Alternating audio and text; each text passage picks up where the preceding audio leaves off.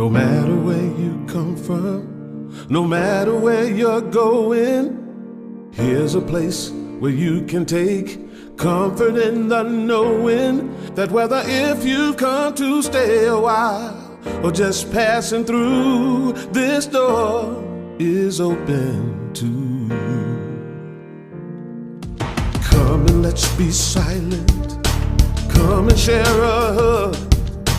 Come, let's pray together.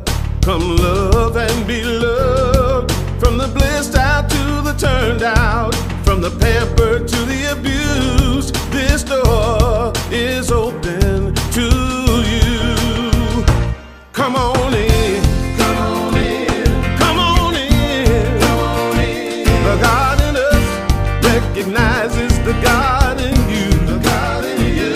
Whether you're black or white, gay or straight, Christian, Buddhist or Jew, this door is open to you.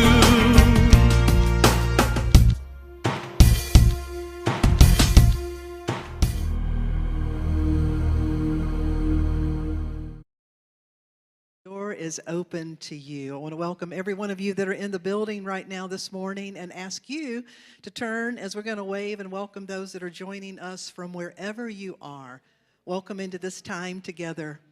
My name is Darlene Strickland. I'm the senior minister here at Unity of the Blue Ridge, and I bring you greetings from the Parliament of World Religions in Chicago.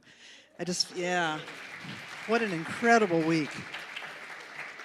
I just flew back yesterday, so I'll be speaking next Sunday and share some information about that. But just to tell you that there were over 10,000 people, 7,000 in person, representing over 80 countries around the world, over 200 different faiths and spiritual traditions. I'll have some pictures to show next week. It's just pretty amazing and heartwarming to know that you are in good company around the world in people that are upholding sacred oneness and truly the belief that we are here to create and to be the light of God right here. So we invite you this morning to join in an opening prayer. We just take this opportunity to turn our awareness within. We enter into this time knowing that there is one life, one power, one presence, one animating spirit. I am that. I am. We open our hearts and enter into the awareness of this truth, that we may be quickened more deeply, awakened more gently, and inspired more deeply. And so for this time together, to bless and to be blessed, we're truly grateful. And in the name of all that is holy, thank you, God. And so it is. Amen. I'm going to invite Beth to join us, and we're going to ask you to stand as we open in a song that says, I will stand for love.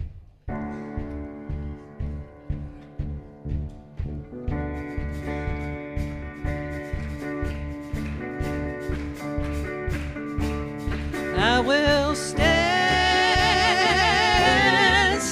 for love. I will stand for love. 'Cause I know I can be strong for love.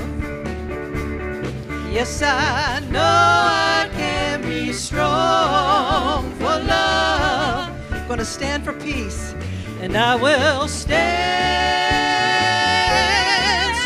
for peace. I will stand for peace.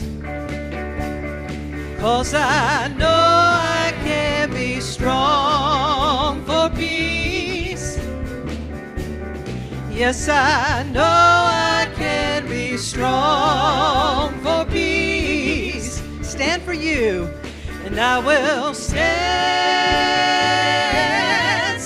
for you. I will stand for you. 'Cause I know I can be strong for you. Yes, I know I can be strong for you. All right, we're going to invite you to just take this opportunity and turn and welcome those around you. Welcome with a handshake. Welcome with a namaste, acknowledgement of the divine within. We welcome each and every one of you, recognizing that wherever you are the light of the one, the light of God.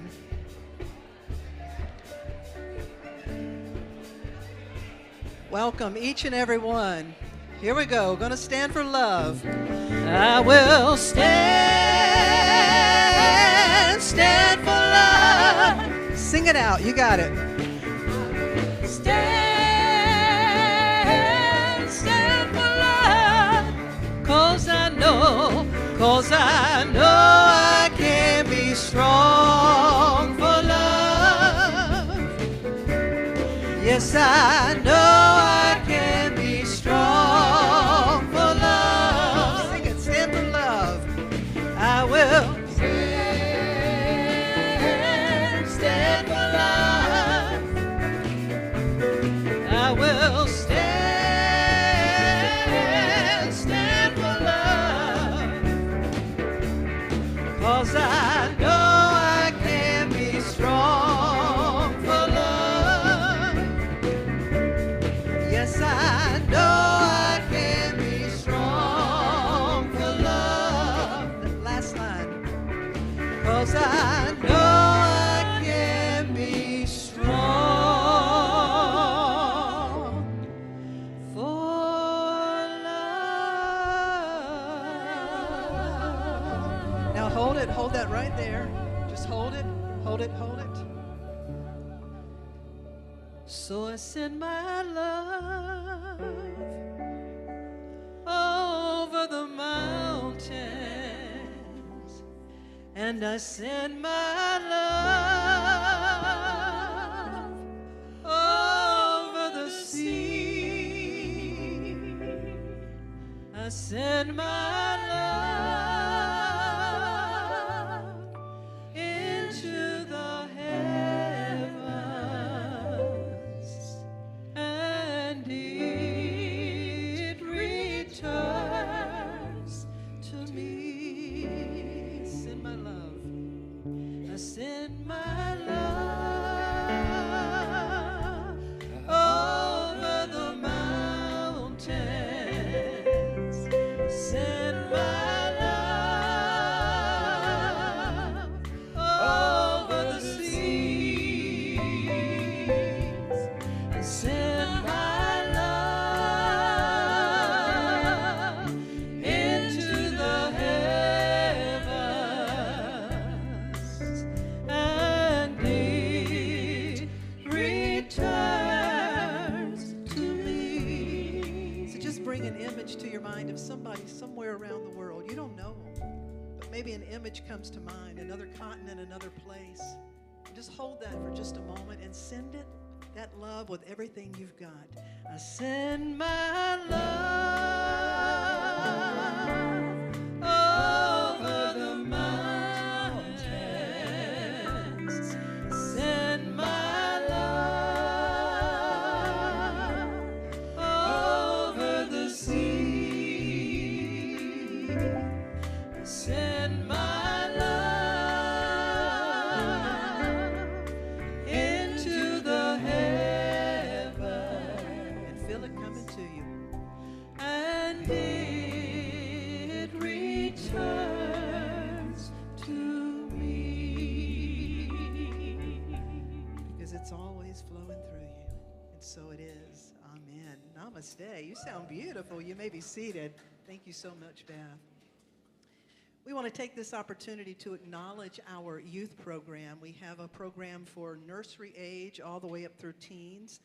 So if there's any that are not in the Sunday school area yet, our teachers are coming over. We invite our children, our young people, to head over, and we affirm this blessing to our young people that says, we love you, we bless you, we appreciate you, and we behold the divinity in you. Have a wonderful Sunday school experience this morning. You know, that offering blessing about divine love blesses and multiplies. I think we've blessed and multiplied some of our little ones over there. We'd also like to extend a special welcome to you this morning. If you are here for the first time, all we ask is you just raise your hand, and Unity folks help us lovingly see those hands that go up. But if you hold your hand up, we will extend a connections card to you. So Michael, there's some over here. If you just hold it up just another moment. Again, Unity folks lovingly point so they can find these hands. I want to acknowledge someone here today from Wisconsin who say they normally watch online and they're in the house today. Yeah, so thank you for being here. I also want to acknowledge the Reverend John Waterhouse, who is just such a pioneer in the Centers for Spiritual Living, a great leader in our area. And so to each and every one of you, again, if you've not received one of these cards and you're new, just raise your hand. They are in our Welcome Center where you can drop them off. But if you wear this heart, we can acknowledge you as a newcomer and make ourselves more available to answer any questions you may have. If it's your first time joining virtually, we extend this welcome to you as well. So to each and every one of you, whether this is your spiritual home, your first time, your second time, we extend this blessing that says, we love you, we bless you, we appreciate you, and we behold the divinity in you. We truly welcome you. Linda Jones, I'm going to invite you up to make an announcement as she's coming forward. If you've not yet sent your cell phone into the silence, this is the time. If you would turn your cell phone off or on airplane, that keeps the airwaves clear here. One announcement I'd like to just remind you, two actually, three actually, can I have three? Do I hear four? Three things. Tuesday night, we are going to be having an event here called Walk the Talk. The series in the month of August is Walk the Talk. And it is, we're always making our spiritual ideas practical, but we're going to be talking about how to do that. So there's some information about that on Tuesday night. Also, we are forming a choir. Sarah Kohrs is going to be heading up our choir. Beth is going to be helping her. And so sign-ups are also in the lobby. If you'd like to be a part of the choir, what we ask is, do you have a desire to sing? If you have a desire to sing, they're going to make room and work with you in the choir. Rehearsals will begin in September, and the debut performance will be the second Sunday in October, which is our homecoming weekend. We'll have people coming in from out of town here for that weekend. The third is to let you know, every October, we kick off, the 1st of October, we have a 7-week study series. As a part of that, people open up their homes for 7 weeks, and we provide the materials and the training for you. But let's say there may be a group in North Asheville, South Asheville, Arden, Fletcher, Flat Rock, wherever, Brevard. If you would like to host 6 or more people in your home, there's a sign up for that. And again, it would be for 7 weeks. You pick the time and the day, and we'll train you to do that. I also want to acknowledge Linda Jones, our amazing volunteer program coordinator, who's got just a quick update to make this morning. Thank you. First of all, yesterday we worked at the Labyrinth, and it was our work day. And anybody here was here yesterday to work? Would you stand, please? Yeah. I'm telling you. And Barry Shepard is our leader of that team. She was here, and we just had such a good time. And we weeded and we mulched and had wonderful picnic lunch under the trees, and it was just a lovely time together. And I want to thank you for showing up and doing your service and volunteering. Thanks so much. We had a good time. Now, the big news is we have 2 teams, the welcoming team and the hospitality team. And there are 2 co-leaders, Joan and Deborah. Would you like to come up, please? Joan Russell, come on up. Yeah, come on. And Deborah. Well, stand up. You're 2 co-leaders of the teams.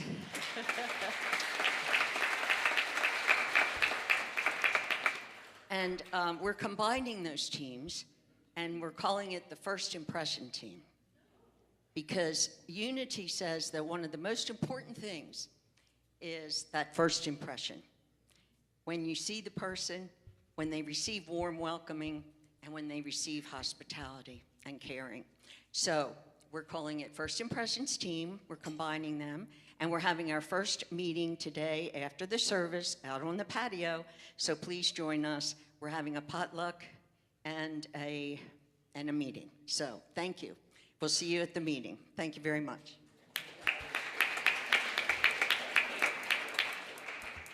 Thank you, Linda. So today we're so blessed. In just a few moments, Meagan, if you want to come on up, Meagan Gosiewski she'll share more about how she's going to be working with our staff. But Meagan is ordained as an interfaith minister. She worked with us to complete her training on that, and we're so blessed to have her as part of our youth program, with our prayer chaplain program. She's going to be speaking, but first her husband, Michael Gosiewski, is going to share our reading today. Would you please welcome Michael Gosiewski?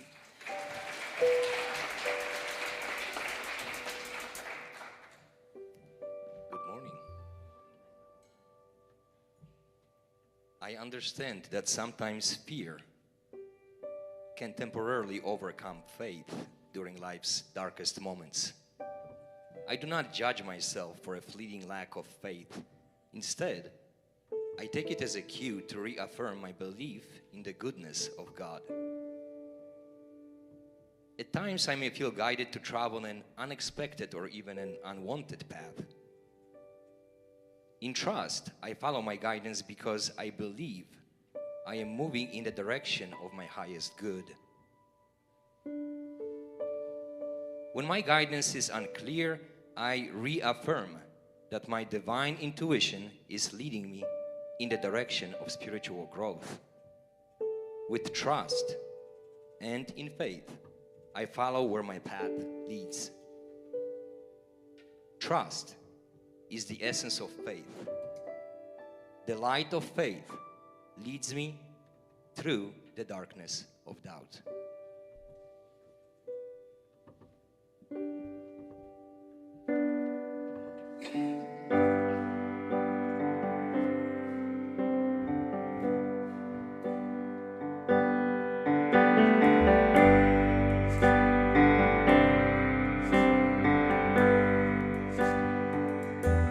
We are our brothers and sisters who walk beside us. We are beloved partners who are our mirrors and our teachers. We are every man, woman, and child who lives upon this earth. We are the trees that are rooted firmly into the earth. We are each flower that opens to the sun. We are the majestic mountains that reach for the sky. We are the sacred earth that we walk upon. For we all are one. For we all are one. For we all are one. There is no separation. For we all are one. For we all are one. For we all are one. There is no separation. We are the suns that warm the earth. We are the moon that governs the tide. We are the stars that shine brightly from the sky. We are the universe that lives within every cell of our body. We are the winged ones that fly across the sky. We are the wild horses that run free on the land.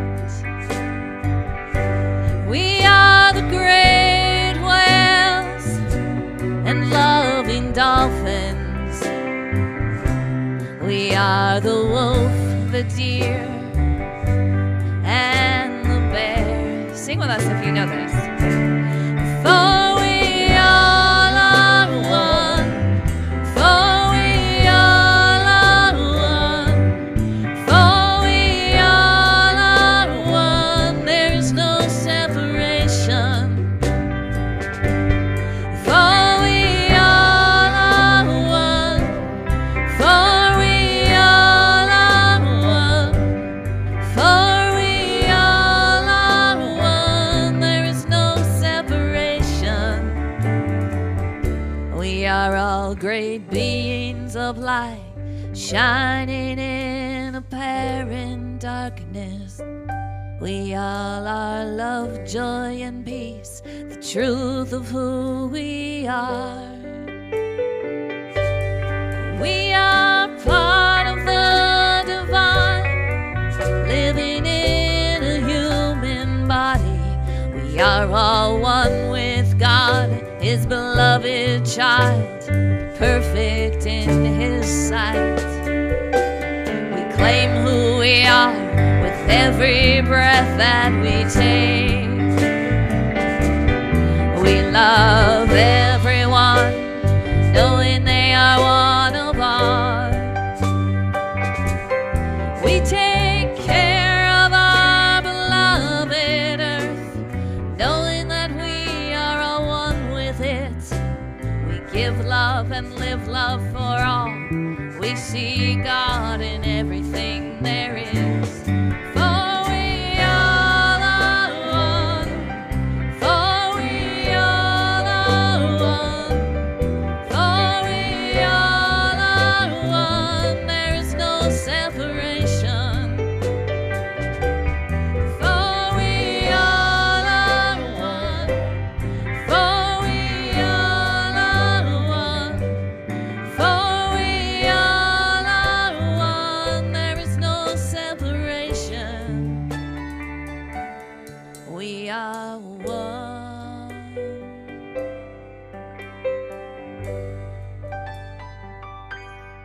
We are one. We are one.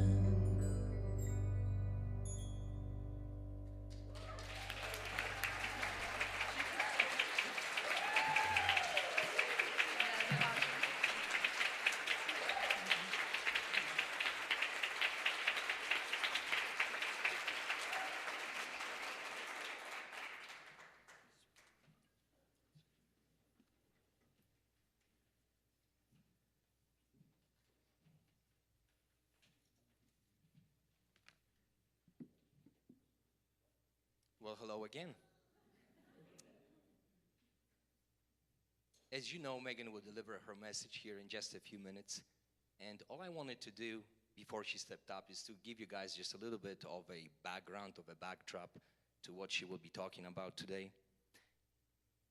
Megan and I were fortunate enough to travel to South America here recently as of last month. We happened to travel to Peru. Peru is a very geographically diverse country, and therefore, there are many places we could have gone. But because we studied some of the practices and customs and spiritual traditions of that area, we focused on the high mountains, on the Andes. Namely, the areas of Cusco and Pisac, some countryside, etc. Throughout our travels, we also visited some ancient sites that are still considered sacred and still hold a very strong, powerful presence in the communities of that area. Megan will be talking today about some of the experiences that she's had while she traveled there, and she will mention our son Marcus. She probably will not mention me directly. Marcus is in a sound booth today as well. He's waving at us. Hello, Marcus. It's his first time. He's doing a great job. He was very excited about it. So we traveled, but we happened to travel separately because of our older son, Ian, who has special needs out of concern for his health. I stayed behind while Megan took Marcus, and I traveled separately instead with another group of people. Megan was fortunate enough to travel with some wonderful companions one of whom was a person who lived in Peru in the high Andes Mountains for quite a few years and studied with the local tribals as well.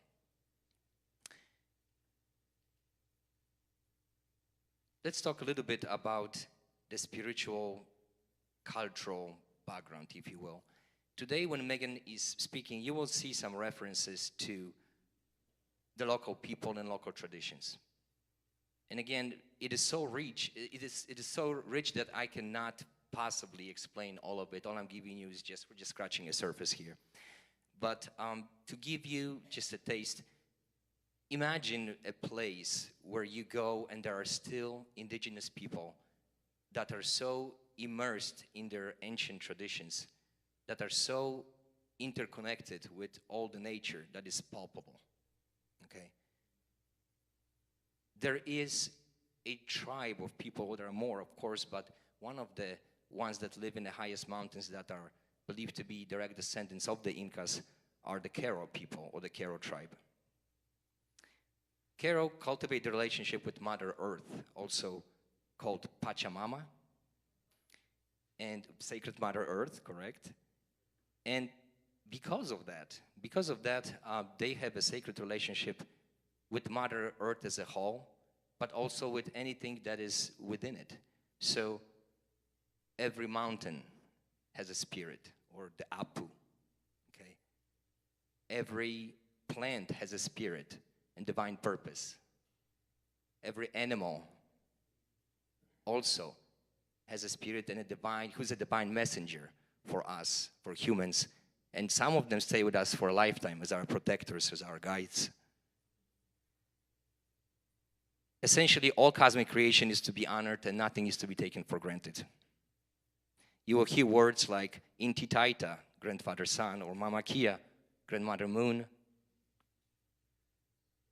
You will hear references to those who engage deep in the ancient traditions. People who work with energies, with prayer, who are often healers, equivalents of medicine people, medicine women, medicine men, or a shaman. They're called Pacos. Pacos use various small objects found in nature and carry them around in their prayer bundles. Sometimes lay them out or treat them as altars. They're called mesas. You will hear reference to that as well. The Kohrs still speak various dialects of the ancient Quechua language. This language is often used during ceremonies, during prayers, because various words carry with them particular resonance or a vibration that is believed to be a very powerful way of channeling the divine.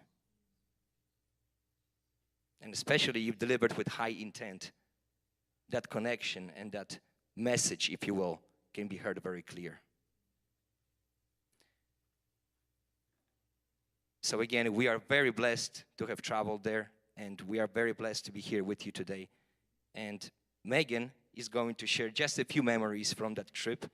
This is just the intro, just the beginning, as I said. You know, there's just not enough time to share it all, but she's going to focus on the practical aspects of it, of walking the walk, because the depth of the experiences really is beyond words.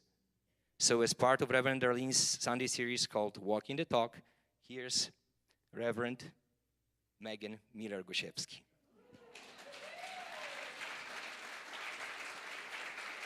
Thank you. So, okay, I'm just going to pick on him for just a moment. So I just wanted to show you, my talk is like pretty plain. I've got a little outline. If you can see this, this is my husband's talk. I'm like, whoa.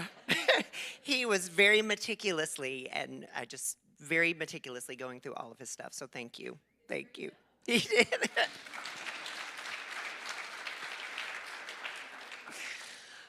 Oh my goodness, unity, my unity family. I'm so glad to be here with you all today. And you know what, just knocks my socks off every time I come, especially during the summer. I have been involved with New Thought churches for over 20 years. I've been on the board. When I lived in Chicago, I was on the board of a New Thought church, and I've volunteered, and I've done all these things. And usually the summertime is about half capacity, but look at this group. I mean, that says a lot about the commitment and about the dedication and about the love that we share as a community. And it just feels good to be here, right? It just feels good. So thank you all for showing up. I just really am touched by that and how we are growing and evolving as a spiritual community. So thank you for being you and for being here. So my amazing spouse just gave you a little bit of history about what we did, and one thing he didn't say was that we've been studying with the Kohrs tribe for about, me now, almost 7 years. And so it has been a journey. This was our first time to Peru. When we were making this trip into a reality, one of the things I was very clear about was pretty much everything we do is spirit-based. Like, how can we commune with nature, or can we find a New Thought church to go visit? What can we do to grow and evolve? And I was very clear when we went on this, for myself, but specifically for my son, who's sitting right there, I wanted him to see the world that he had never seen before. So think about how lucky we are in this country. We are very blessed. We have our problems. We can call those out, but we still have access to health care, access to food. When we were shut down, our government gave us money. In Peru, they shut them down, and that was it. They were not allowed to leave their house for almost 2 years, except to go to the grocery store or to go to work. And they got no money. So that experience has just touched my heart so deeply that when I got off the airplane, I told my friends and family that we were with, I said, I got to call Reverend Darlene, and I got to tell her we're doing this. We're going to talk about this because I want to share with you all how this trip changed us. But more importantly, it has to go with the theme, which she gave me very clearly. It has to walk the talk. And I knew instantly. I was like, oh, I already know what that talk is about. I downloaded that talk in that moment. And that's when you know you're with the divine, is when you step out and you step out in trust, you step out in faith, and you know that the divine or the universe or God or whatever you choose to call it has got your back. And this trip flowed so beautifully.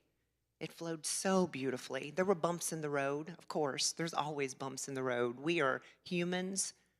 We are here. We have problems. We have good. We have bad. It just happens. That's life. But we are flowing. And that's the whole message of unity, is that we flow. 3 separate events really pushed us into an evolution while we were in Peru.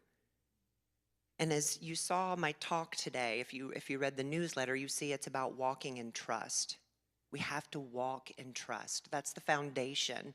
When we trust, we can then start moving freely. But it's hard to trust. It's hard. And we get called to the carpet often, as we did in Peru. And I will share the first experience with you. So there is this place just above Cusco. So Cusco sits in this valley, and there's about, I think, maybe 400,000, 500,000 people. It's a very bustling, busy city. But if you go to this sacred site, it's called Sacsayhuaman. And has anybody been to Peru? I'm just curious really quick before. Okay, so some of you may have been to some of these sites, so you can relive them with me.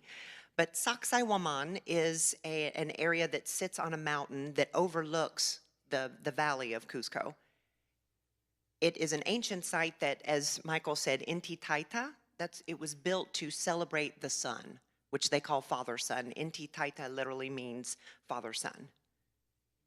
So they celebrated him, and these traditions go back thousands of years.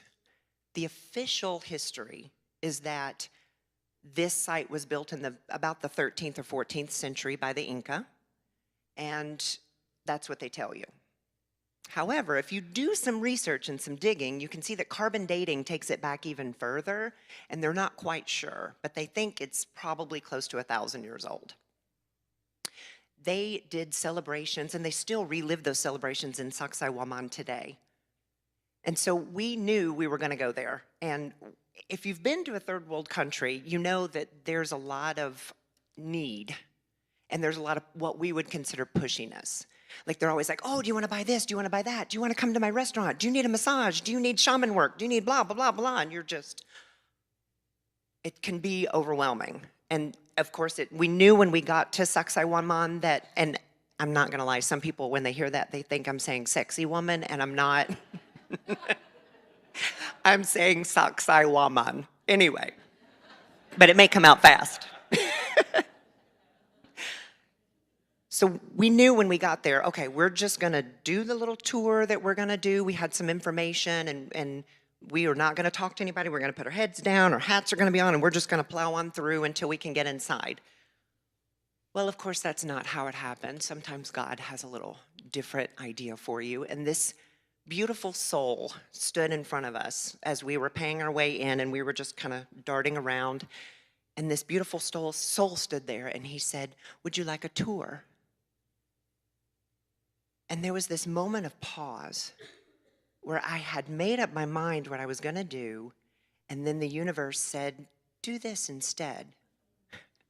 And intuitively, I looked at Marcus, who was with me, and then my foster mom, who I call, she's my surrogate mother. Her name is Olga. She was with us as well. And we all looked at each other, and we said, we're going to do this. We're going to hire this man to give us on this tour.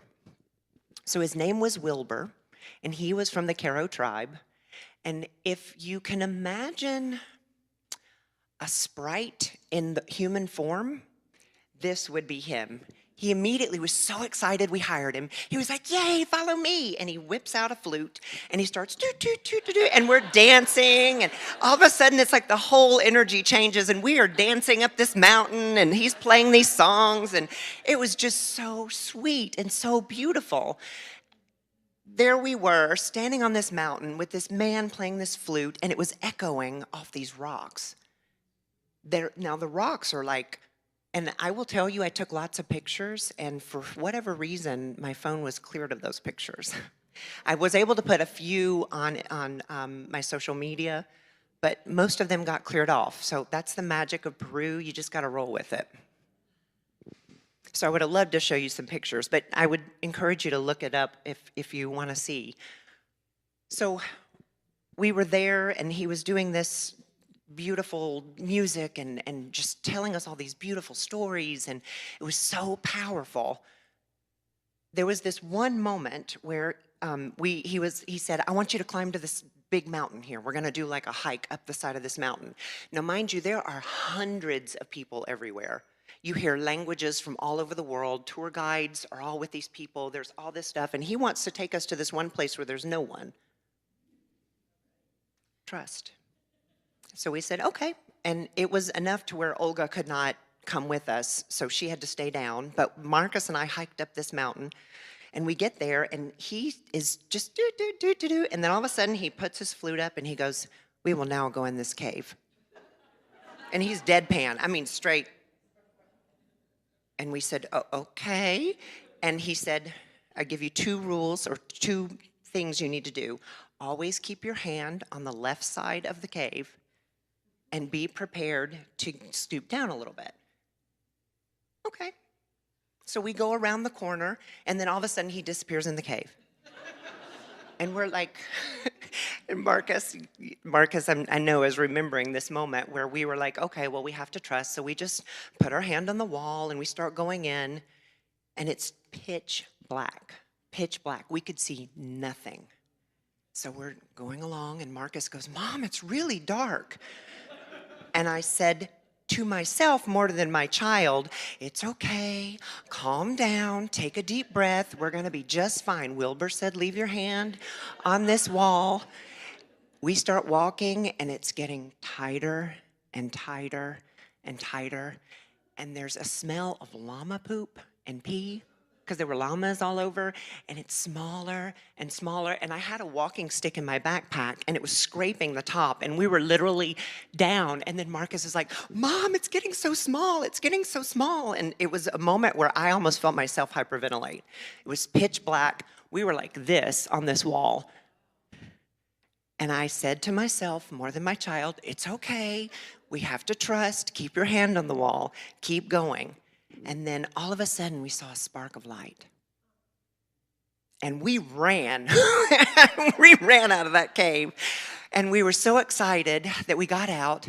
And there was Wilbur. And he was like, yay! Do, do, do, do, do. And we didn't have time to process it. We just were like, okay. And then all of a sudden there were people everywhere again. It was the strangest experience. Strangest experience. It was about trust, though. We had to trust Wilbur to take care of us. And we did. And that's the foundation of walking the talk, is if you're going to truly walk your talk, you have to trust. You have to trust yourself, and you have to trust the divine. It's the God within and the God without. An interesting note that we found out later was that, sorry, let me take a drink here.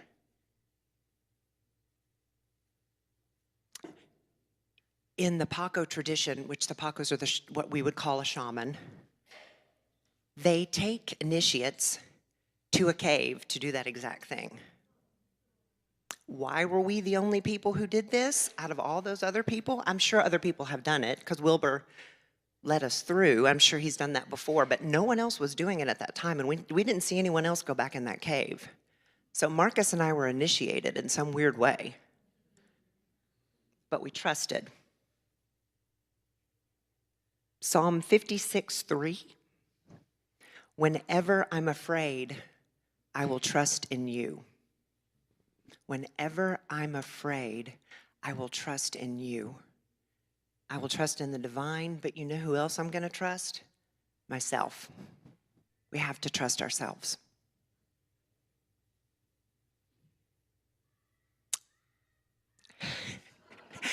There were a lot of kids, y'all, this morning. There were a lot of kids over there. I don't know if you just heard, but there was some commotion going on. It's very sweet. The second ancient site that we visited was an area right outside of this little town of Pisac. So if you ever end up in Peru and you love Asheville, you need to go to Pisac. Pisac is hippies from all over the world. I heard German and I heard Spanish, and I heard there were some kids there from Japan. I say kids, they're probably in their young 20s, but there were a bunch of young people there, and they were all there for various different reasons. And Pisac reminded me of Asheville. They did not have a drum circle, but they did have drumming circles that you could go to. They didn't have one open, but it was such a really special town. I felt right at home the whole time we were there. Above Pisac, there are some ancient ruins or ancient sites again that are that date back, as the history says, to about the 14th or 15th century. I find it interesting that they say the Inca did all of these in about 100 years. So there's something fishy about that, because if you look at these sites, you will see there's a lot of work that has gone on into them, and there's no way they could have built them that quickly. It's really a beautiful place. We were lucky to be with a friend of ours who, as Michael mentioned before, has lived in Cusco and speaks Spanish and knows the culture and has studied with the the Q'ero tribe for many years. And when we went to this site, it's just, there are no tour guides, I will say that. I think you could hire one, but it's mostly just you're walking around because it's hundreds of acres, and you are going straight up the side of a mountain to get to these. It's almost like what you would think of in Tibet with the monasteries, with all of the stairs. It's a lot of steps. And so we were going up these stairs, and there was this one place that really called to me, and I couldn't figure out why, and I just stopped, and it was these 4 separate fountains. They had aqueducts, which they were very famous for. They had the aqueduct with the water coming down the side of the mountain, and they were feeding each of these 4 fountains. And I just stopped, and I just thought, this is it's peaceful, it's tranquil. That's the word that came to me. It was tranquil. So I was just sitting there, and my friend came up, and she said, oh, you found the fountains? And I said, yeah. And I was ready to go on. And the interesting part was the bathroom was right around the corner. So most people walked right by and never even paid attention because they were headed towards the bathroom. But there I was in this place, and she said, there's a really fascinating history with these 4 fountains, but you're not going to know that unless you know the local culture. So the first fountain is recognizing hucha. So their word for hucha is what we would call dense energy.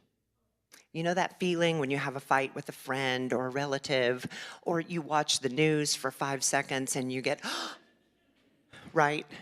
That's hucha. You're building up that dense energy. And we talk a lot about energy and unity. So you're building this up. The idea is you want to release it and not keep hold of it. But the first fountain represents hucha, just acknowledging that you have it and that we build it because we are human. We have those experiences. So she said, let's just sit here a moment and do that. And there's all these people milling about, and we're just kind of standing here, taking a moment, and then we move to the second fountain. The second fountain is about releasing that hucha. Now, as someone who is a practicing psychotherapist, I totally was down with this. I'm like, this is awesome. Most people don't acknowledge that we build that up, and then we don't acknowledge releasing it. We stuff it down with shopping or TV or whatever in this culture. We don't really have a way to release that. We don't even really acknowledge it a lot of times.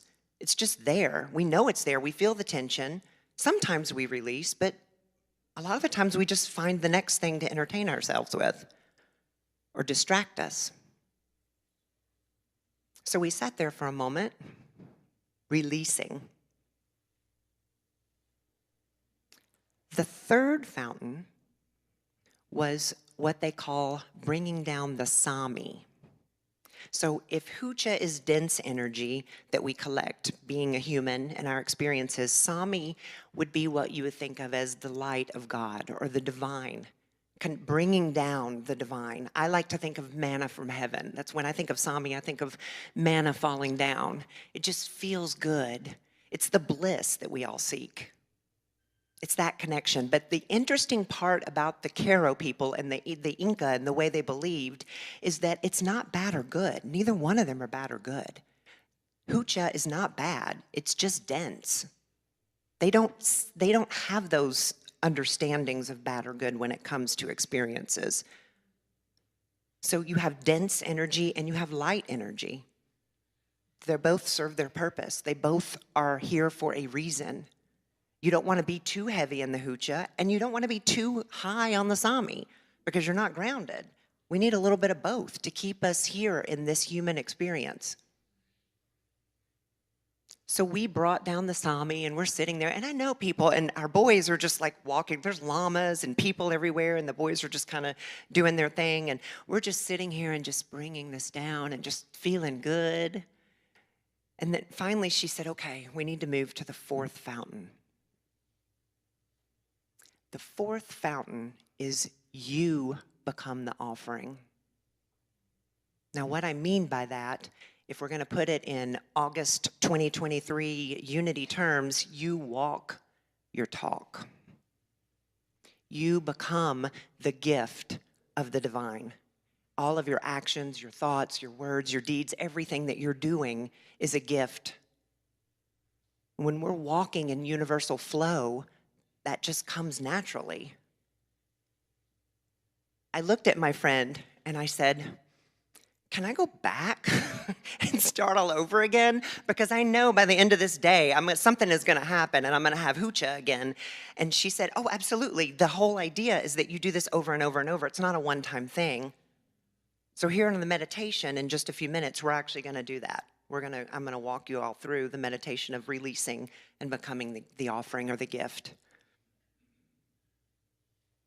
One of my favorite quotes by Lao Tzu says, when I let go of what I am, I become what I might be.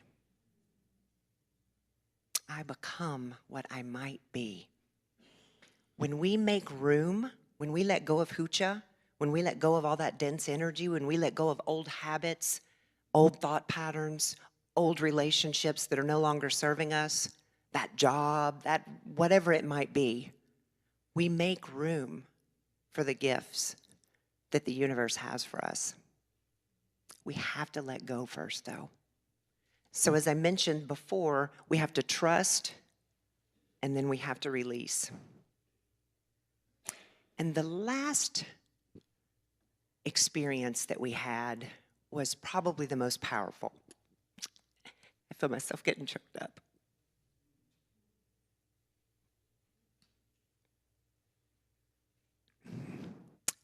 My 12-year-old son, he's an amazing soul.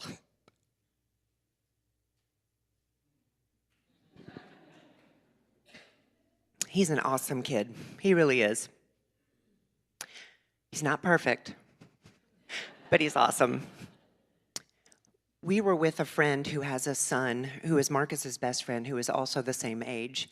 And in the Kohrs tradition, when you were 12, boy or girl, you were acknowledged as becoming a man or a woman. You were acknowledged as moving into that new experience. My friend had her son signed up with a local shaman, a Paco, to do this rite of passage for him, and they invited Marcus to join.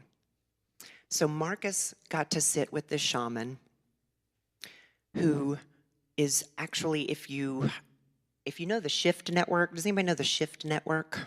Yeah, so there's a gentleman on there by the name of Freddie Puma, who's out of Peru, and this was him. And so he was doing this rite of passage for our boys. And it was very simple, but it was profound. He took a mesa, which is a prayer bundle, and he put it on top of Marcus's head, and he was ringing a bell. And he was saying things like, I see you.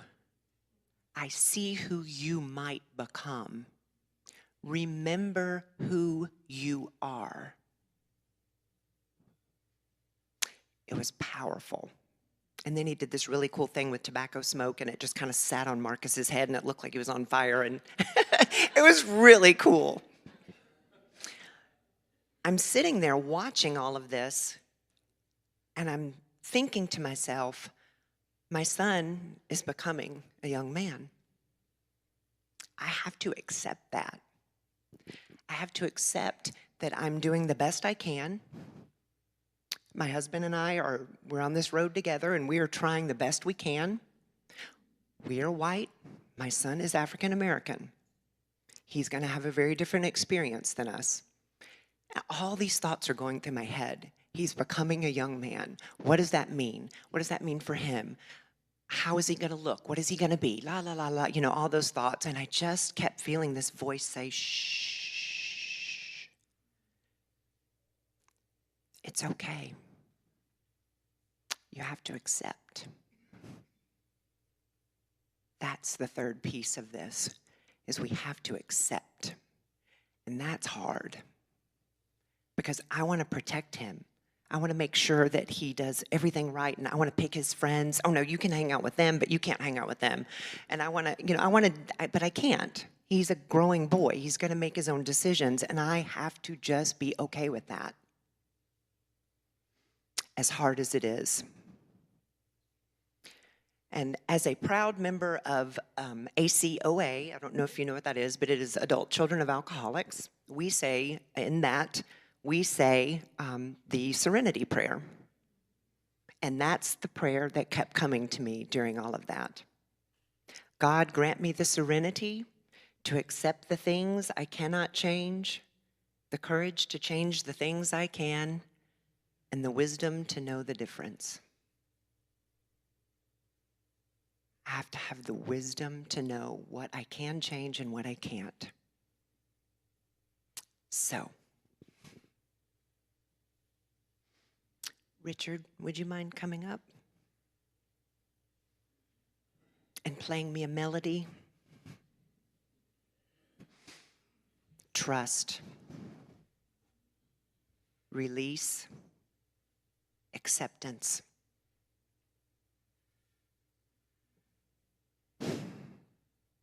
Those are the 3 steps that came to me when I decided to speak today about our trip in Peru. Those 3 steps.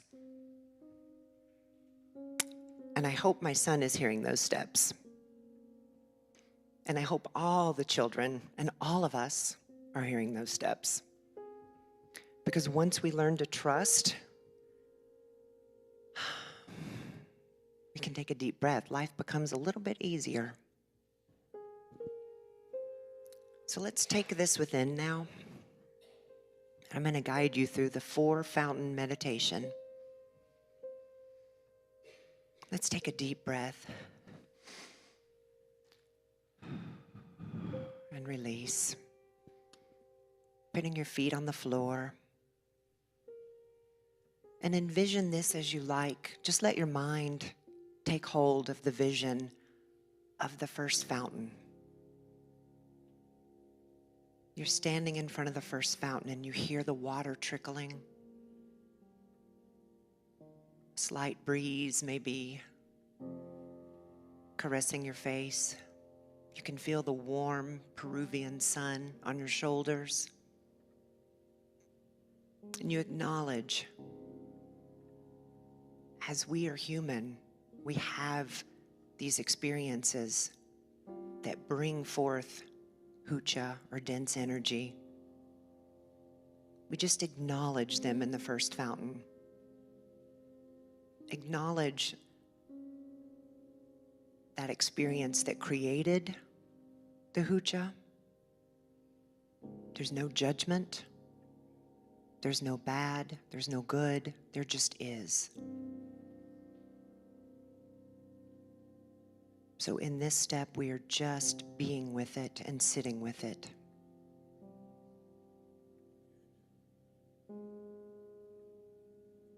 As we move to the second fountain, we take those steps towards release. And in a way that feels comfortable for you, release that energy now that no longer serves you. You may feel it just gently fall away. You may feel it rise up.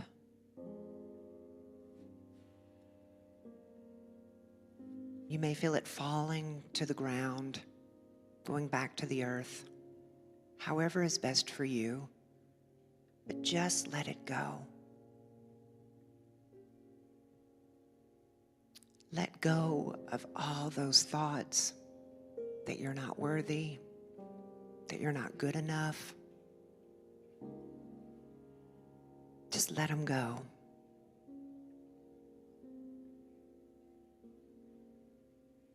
You can even say to yourself, I release.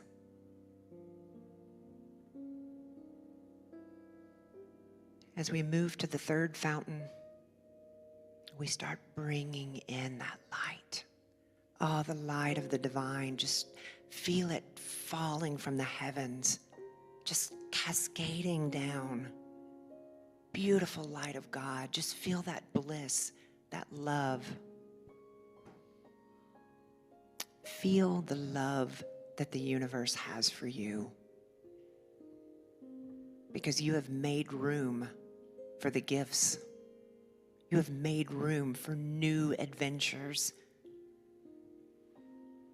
new relationships, prosperity, whatever it may be that you wish to manifest. When you let go, you now have room to bring those in. And with this one, with this fountain, you can say the words, I accept.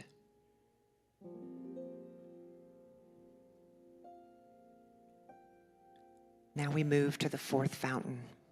Again, the water is trickling.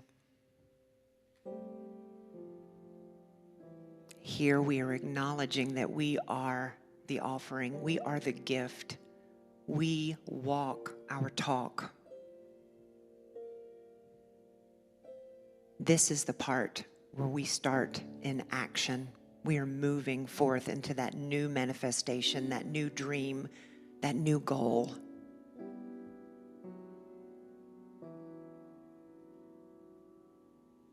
In this step, you can say, I am. So we thank you, Father, Mother, God, for these gifts. We thank you for this teaching of new thought. We thank you for the expansion of our consciousness as we move forth into Christ consciousness. Thank you for this beautiful community, these smiling faces, all of the love that we experience here. We are so blessed. We are so blessed. And I end this by saying, Amen, Aho, Ashe, and so it is.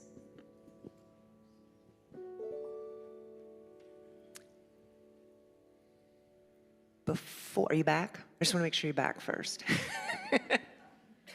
How many people are booking a trip to Peru? Just curious. We're already planning our next trip, I'm telling you. We're going back. A pilgrimage. We actually have a friend who already does that. And if you want to know more, I'm happy to talk to you. We can have tea. Before I step off of the stage, Reverend Darlene asked me to make a little bit of an announcement. I'm kind of nervous. It's funny, I'm nervous about this part. So as you know, or may not know, if you're new here to Unity, I typically am on the other side of this wall with the youth. I am running the Uniteen, which is our 6th, 7th, and 8th graders, and then teen program, which is 9th through 12th grade. We have some really cool stuff going on. Next weekend, we are going to a Vision Quest and Sweat Lodge with the Unity in Knoxville. We are going to, I'm very excited about that. And the parents, I get to go too. So, and then in October, we are doing a really cool event with the Unities from all of the Southeast region in Georgia. So there's going to be kids coming from all over. That is one piece that I've been doing. I'm going to officially be taking on a little bit more roles, so you will see me probably more and more. I'm working with the prayer chaplains now. Who's my prayer chaplains today? Can my prayer chaplains stand up? I love our prayer chaplains. Michael, Diane, any other prayer chaplains here? Will you all stand? I just want to acknowledge these amazing people. Thank you, Tom, Cindy, and Reverend Barbara Ann's in the back. If you need prayer, we are here for you. Unity is here for you 24/7. You can call the 1-800 number any time of the day or night, and someone will answer the phone live to talk to you. We have prayer chaplains here on Sundays. We are a rockin' community. I'm not going to say that enough because we really are. We have support to help you with whatever you need. Also, I'm going to be, can I say the part about? She's like, uh-oh. As a therapist, my natural calling is to work with people in various stages of their life. So this will be a little bit later, probably starting after the holidays. I'll be doing some pastoral care with the church. So if you are needing to speak with a minister or anyone about your journey or about some things that are going on in your life, you need prayer, whatever, we got you covered. So I'll be doing a little bit more and more information to come. But it's exciting, and I'm just very blessed, and I feel very privileged to be here with you all and to be able to walk my talk and offer my gifts to you. So thank you.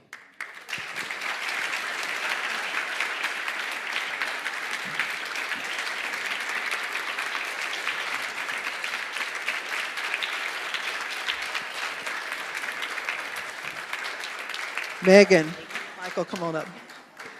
To Megan and to Michael, let us affirm our love to them that says, we love you, we bless you, we appreciate you, and we behold the divinity in you. To Michael, Megan, Ian, and Marcus, we love you, we bless you, we appreciate you, and we behold the divinity in you. Thank you so much for all that you bring to our community, truly, thank you. Thank you for sharing that. I love that visual of the four wells. It's so true how we take on so much, and acknowledging it is important to realize that you also are not that stuff, that you then let it go. And then to step over and to begin to bathe your awareness in the truth of who you are, and that is the light. And then to finally reach that place of saying, and therefore I am the way. That is truly walking our talk. I want to invite Sarah up, and voila, she's already up. And we're going to ask our prayer chaplain, would you please come forward today? And then our ushers are also coming forward. This is a time in our service where we begin by remembering that we are founded in prayer. Our prayer chaplains are available to pray with you after service. Tom has the prayer box that usually is situated over under the tapestry, but you can literally leave a written prayer request that we'll hold in confidence. We send it to Silent Unity where it's held in prayer. And then our ushers today, Michael and Ellen Winter, remind us that we are the stewards. We provide the provisioning for our people, our programs, our property. And so we thank you for the gifts of your giving here, for your gifts as you give through our virtual means. And so let us affirm our blessings today. Divine love flowing through me blesses and multiplies all that I have, all that I give, all that I receive, and all that I am. I am now in perfect balance and flow with the universal tides of giving and receiving. Thank you, God, and so it is. Thank you, Sarah.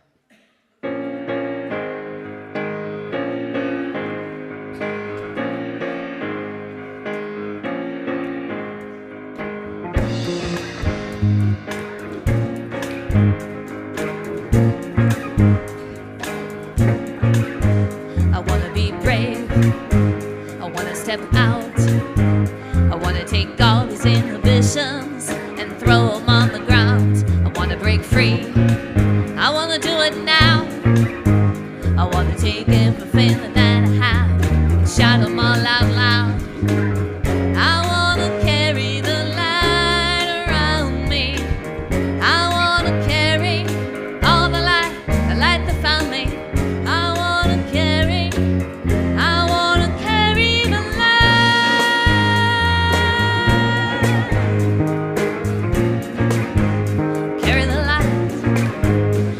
dive deep. I want to step up. I want to walk right to the fire and see what I'm made of. I want to get lost, feel a little alive. I want to put both my arms around you and see if we can fly. I want to carry the light around me. I want to carry all the light that found me. I want to carry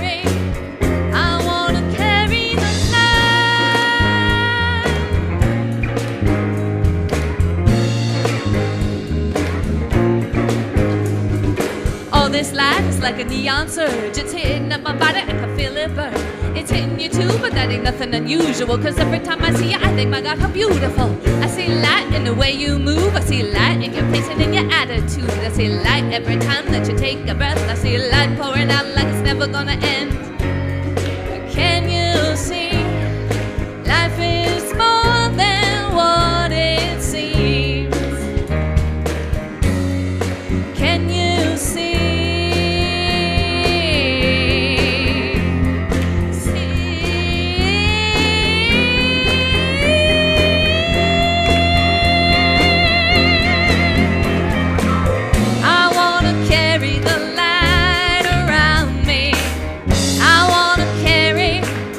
Relentless light that found me. I wanna carry the light.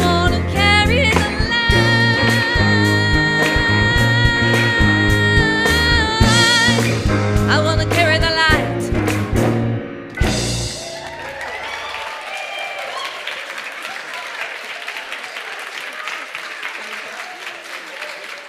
I want to carry the light. I'd say you're succeeding in that, yeah. That's an original song. Tell it, where are you going to be this afternoon? I'm going to be at the Wortham Center for the premiere of a play that I wrote the music for called At the Cafe. She wrote all the music for that. That's going to be there today. Yeah. Congratulations, Sarah. Thank you. All right, we're going to invite you to stand. And Richard, we're going to invite you to come back up. We always like to close in song that says, "Let there be peace on earth, and let it begin with this love that is in my heart." If you are part of the new team called First Impressions, just remember that your team is going to be meeting out on the patio after. So thank you for being here. Let there be peace on earth. Let it begin with God's love in our heart.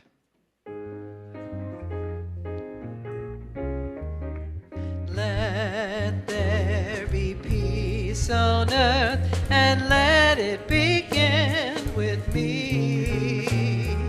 Let there be peace on earth, A peace that was meant to be.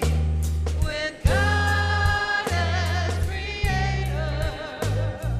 Brothers and sisters are we. Let us walk with each other in perfect harmony. Let peace begin with me. Let this be the moment now. With every breath I take, let this be my joyous sound. To take each moment and live each moment in peace eternally. Let there be peace on earth and let it begin with me.